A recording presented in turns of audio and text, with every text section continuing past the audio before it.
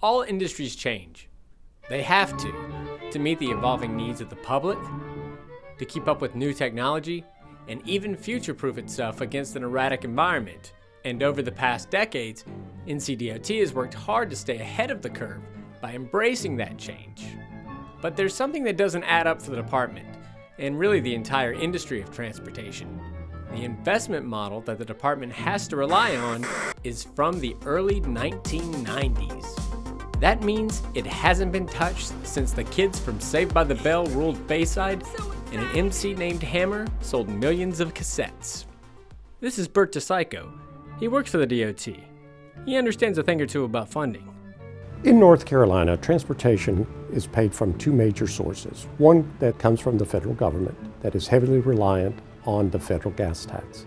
The second major source of revenue in North Carolina comes from us when we go and pay for gasoline at the pump, when we get our driver's license renewed, when we register our vehicles, and at the time that we buy a new vehicle.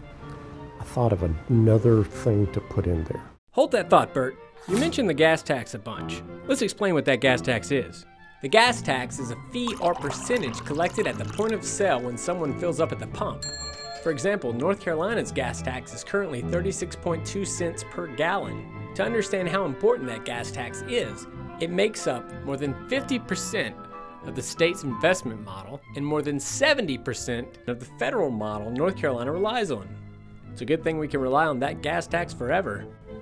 Unfortunately, we can't rely on the gas tax forever. Well, there goes that theory. There are several factors coming into play.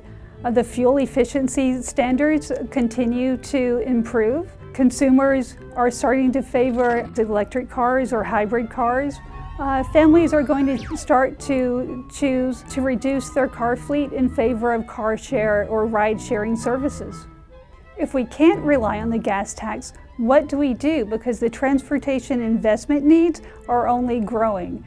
For NCDOT, it means holding a few meetings of the minds. The NC First Commission's focus is to evaluate the state's current and future transportation investment needs. The 14 members of the commission have expertise in finance, business, and public policy. Now they'll research trends and consider the impact new technologies and changing demographics will have on the state's current investment model.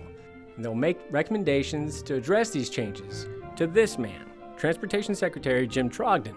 This commission was his idea. The commission was formed in order to prepare us for really two big things. One is, how will that technology and those advancements change the type of transportation that we need to deliver? And the other is, how do we pay for it? We wanted to have the experts there to help us first ask the right questions, get the right data, do the right analysis, and come to the right conclusions and right recommendations for North Carolina. Transportation revenues have been around for over 100 years. Nothing lasts forever. We need to be thinking about how are we going to meet the challenges of the future. This is the time to get started in looking at how should we fund transportation for the next 100 years. Now's the time to make those decisions. How do we need to look? What investments level are appropriate to be competitive? And how do we do it to make sure that the state, our state, is one of the leaders not only in the nation, but very competitive in our global economy?